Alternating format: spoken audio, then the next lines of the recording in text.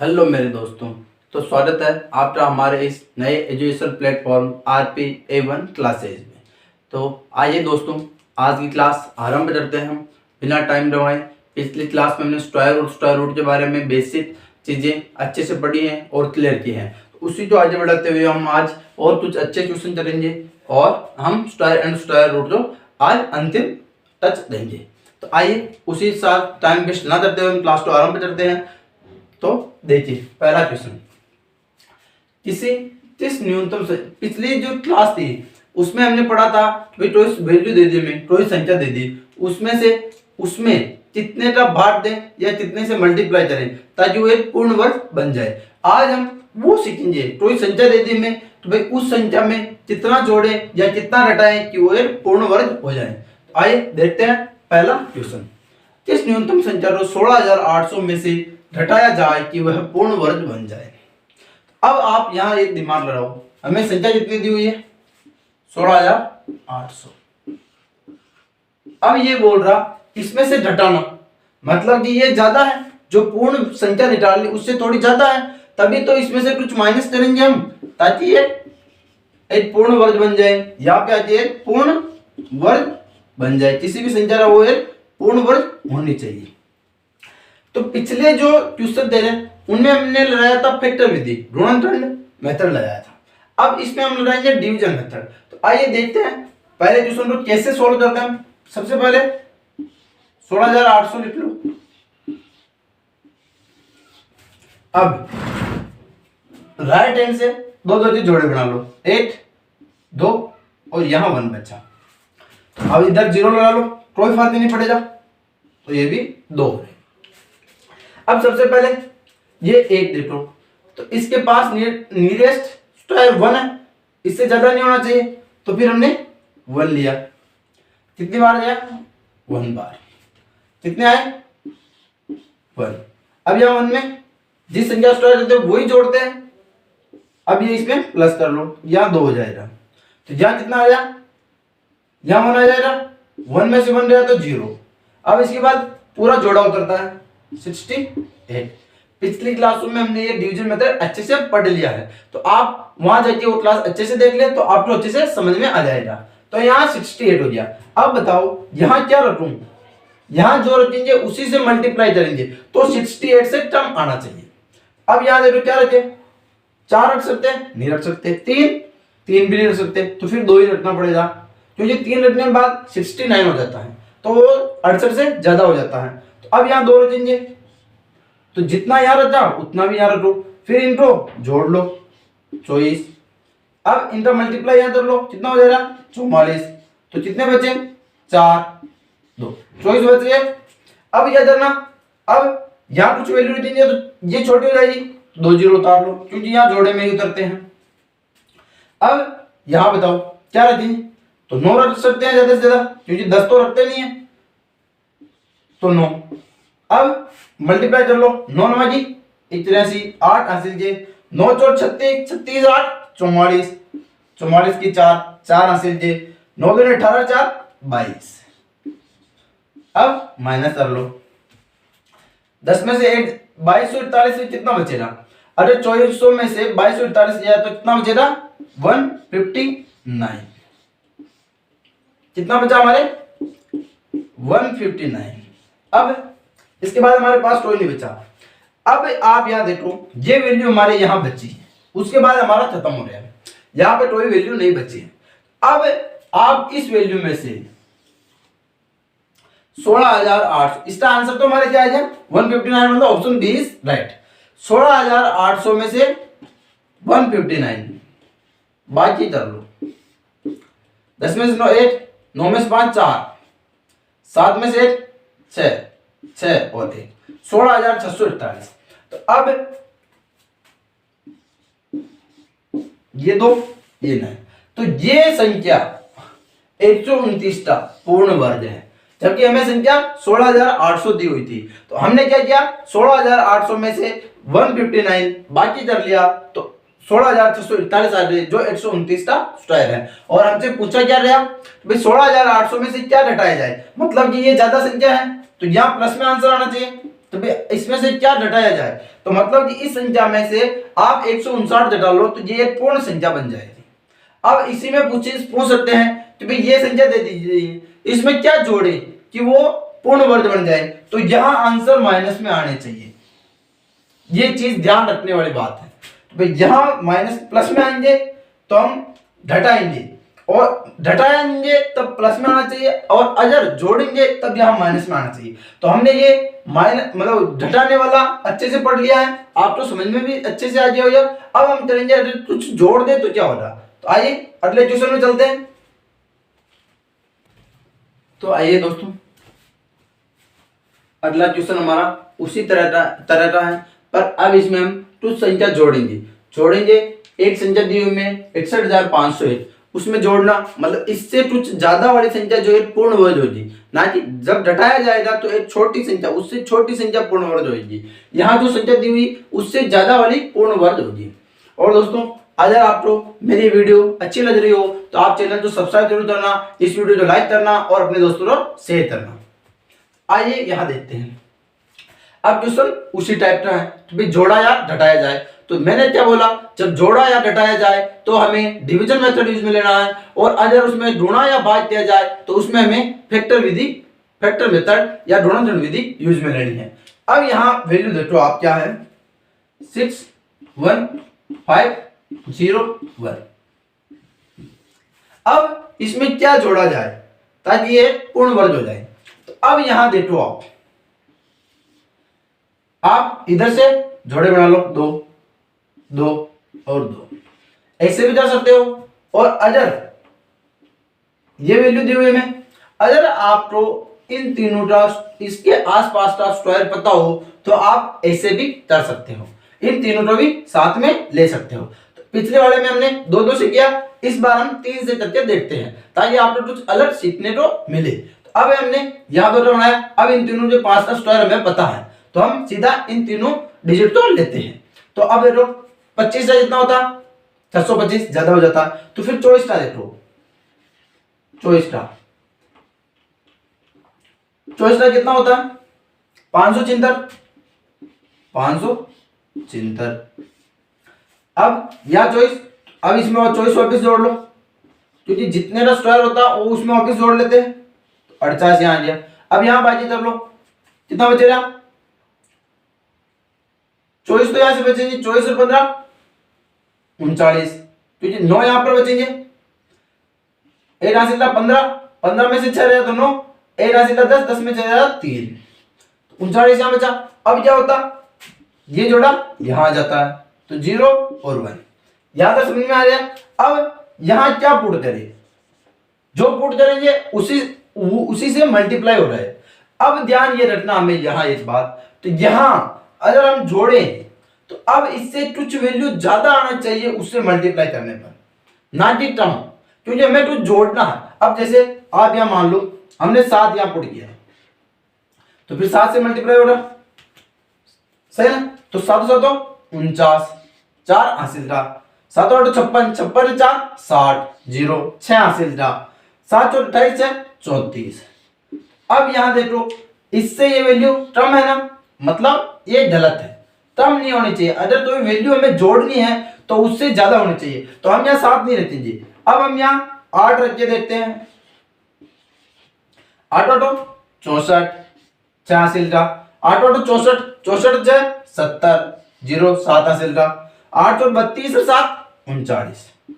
अब यहां आप देखो हमारी जो वैल्यू थी उससे ज्यादा है, इसका मतलब यहां -3, तो ये इसको माइनस करेंगे तो -3।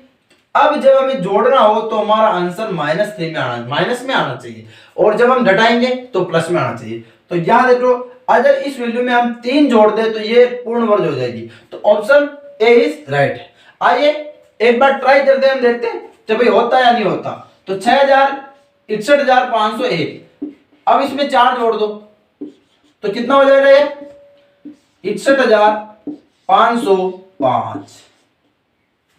अब हमें इसका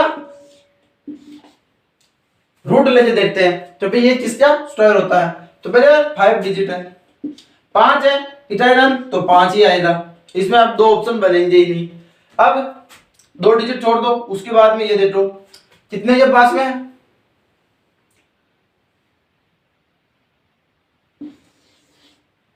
चॉइस की। तो ये 245 का स्क्वायर रूट है। आप एक बार करके देख लेना। तो ये जो वैल्यू हमने फाइंड आउट की ना 61,505, ये 245 का स्क्वायर होगी। और ये उससे 3 टर्म वैल्यू देके हमें क्वेश्चन पूछा गया है। तो आइए आगे चलते हैं और क्वेश्चन लगाते हैं ताकि आप लोग हर चीज अच्छे से समझ में आ जाए। तो आइए दोस्तों उसी तरह का एक और क्वेश्चन करते हैं ताकि हमारी अंडरस्टैंडिंग अच्छे से हो जाए।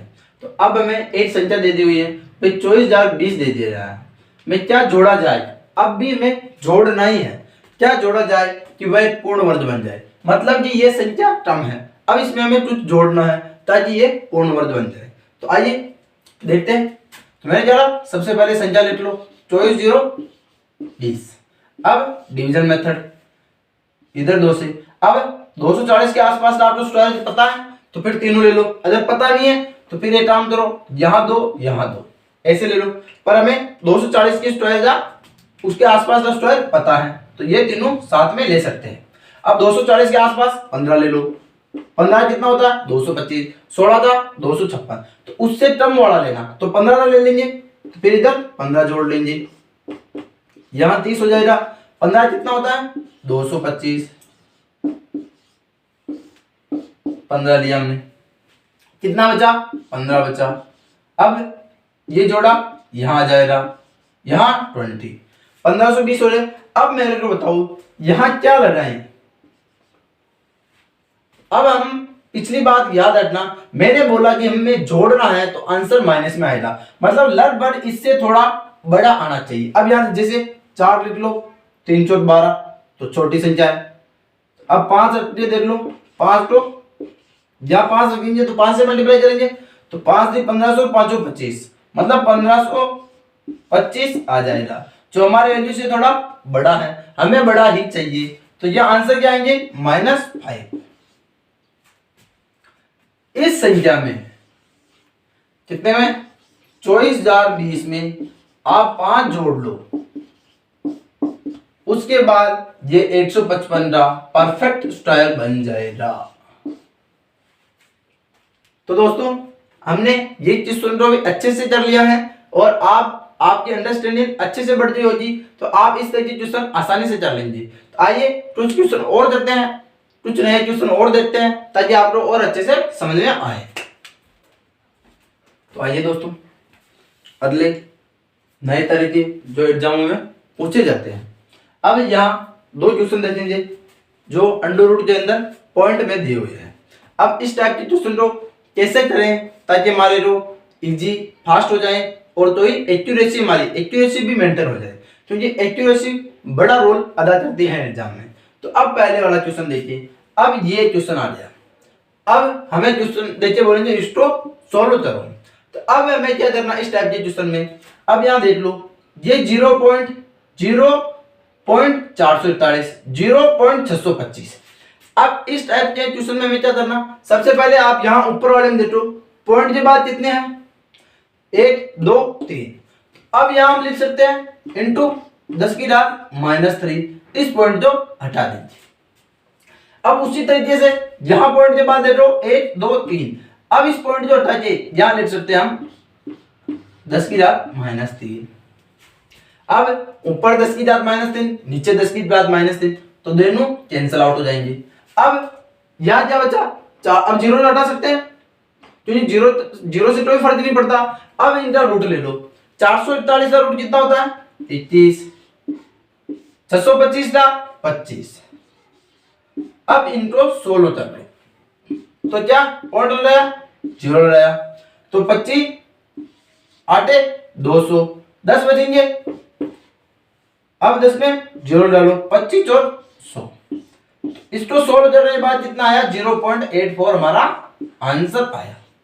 हमें पहले 10 बलों को सोल्व कर लेना ताकि हमारी क्वेश्चन इजी हो जाए और हम आसानी से आंसर तक पहुंच सके। अब इसी तरह आगे वाला क्वेश्चन देखिए। अब मैंने क्या बोला, पहले आप 10 बलों हटाओ पहले, तो अब याद देखो पॉइंट के बाद कितना 8। अब याद रखो पॉइंट के बाद जितना है 1 2 3, अब मल्टीप्लाई में दोनों, तो दोनों तो साथ में ले सकते हैं, कोई दिक्कत नहीं है। अब 1 यहाँ है 3 यहाँ, तो क्या क्या ले सकते हैं, इंटू 10 की घात -4। यहां तक समझ में आ रहा। अब यहां देखो नीचे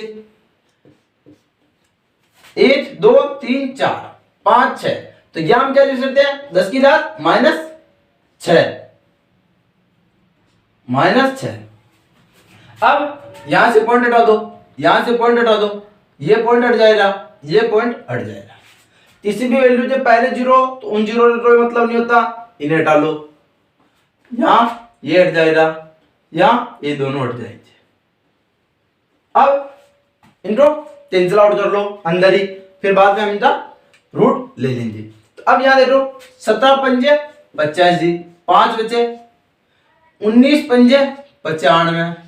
अब 1 5 यहाँ 1 5 यहाँ, हमेशा रूट क्या जोड़ा मानता है, तो दोनों में से एक बार आ जाएगा। अब ये ध्यान रखना, ये भी इनके अंदर ही है, ये बाहर नहीं है, तो आप बाहर ले लो इनको। तो अब यहां देखो, यहां 10 की घात -4, यहां 10 की घात -6, ये भी रूट में ही है। तो अब नीचे ज्यादा है, तो अब नीचे बच जाएंगे 10 की घात -2 सॉरी, अब नीचे बच जाएंगे 10 की घात -2। तो अब अगर इनको ऊपर ले जाएं तो 10 की घात रूट 10 की घात -2 प्लस माइनस के 2 नीचे थे तो ऊपर +2 हो जाएंगे, तो यहां 10 की घात +2 हो जाए। अब 10 की घात 2 का मतलब 100 होता, तो ये 5 गुणा 1 10 12 आ जाएगा, तो आंसर कितने आ जाएंगे 50। हमें पहले क्या करना होता, जो 10 मतलब लगते हैं उन्हें पहले आप सिंपली सोल्व कर लो ताकि हमारी इक्वेशन इजी हो जाए, फिर उन्हें काट लो, फिर अब देखो आप वो किसी न किसी का रूट बन जाएगा, फिर उसके बाद उसको सोल्व कर लो। तो आइए देखते हैं इसी टाइप के कुछ और क्वेश्चन ताकि हमारी समझ और अच्छे से बढ़ सके। तो आइए कुछ नया क्वेश्चन और बढ़िया क्वेश्चन, इसी तरह के क्वेश्चन हमें एग्जाम में देखने को मिलते हैं। तो आइए देखते हैं। अब पहला क्वेश्चन देखो 5 में 1.21 0.9 बटेवा में 1.1 और 0.11।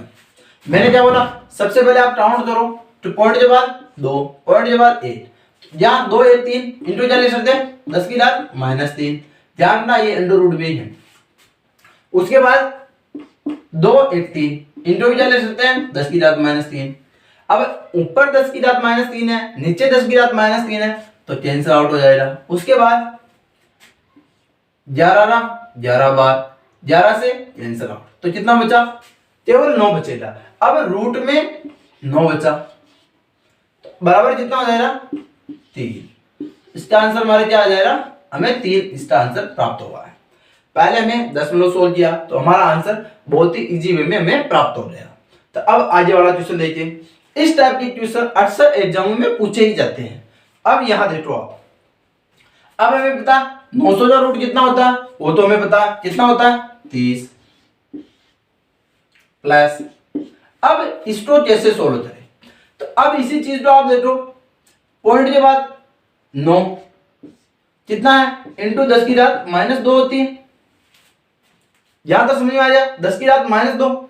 अब यहां देखो ये ऊपर -2 है, तो मैं फिर यहां बटेवा में 100 लिख सकता हूं इसको, ये हटाया पॉइंट, यहां ऐसे 2 0 ये लिख लिया, फिर इनको रूट में ले लो। तो अब यहां देखो 9 का रूट कितना होता है 3, अब यहां 3 लिख लो, पर अगर अंदर 2 जीरो है तो बाहर कितने जीरो आएंगे 1 जीरो। अब यहां बाहर आ जाएगा इसे 3/10, ये इसके बराबर है, मतलब ये बाहर निकालेंगे तो क्या आ जाएगा, तो फिर ये क्या आ जाएगा 0.3 माइनस। अब उसी तरीके से यहां देखो ये कितना है 0.1 2 3 4 5 और 9, तो अब पॉइंट हटाओ, यहां 10 की घात 6 लिख सकते हैं, बिल्कुल लिख सकते हैं।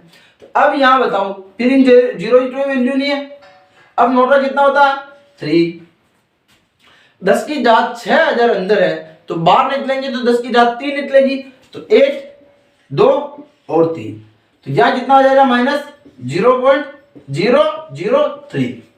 अब हमें यहां तक हो गया, अब इनको सोल्व कर लो, तो 30 प्लस 0.3 0.3, ये तो प्लस के हो रहे हैं, 30 यहां से 0.3 यहां से। अब इसमें से माइनस करना हमें ये, तो पॉइंट हो उस पॉइंट को पॉइंट की सीध पर लिख लो आप, ये लिख लिया हमने। फिर इनको इधर लिख लो। अब इसमें से इसको माइनस करना है, अब सोल्व कर लो। 10 में से 3 रहेगा 7, 9, 2.30। अब इसका आंसर हमारे को 30.297 प्राप्त हुआ है। इस टाइप के क्वेश्चन को हमें पहले दशमलव को हटा देना है, उनको सिंपल डिजिट में ले आना हमें, फिर बाद में वापस उनको सोल्व कर लेना है, तो हमारे आसानी से हो जाएंगे। तो मैं आशा करता हूं आपको क्लास अच्छी लगी होगी। तो दोस्तों कल हम क्यूब और क्यूब रूट के बारे में पढ़ेंगे और आज इस क्लास को यही विराम देंगे। थैंक यू, धन्यवाद।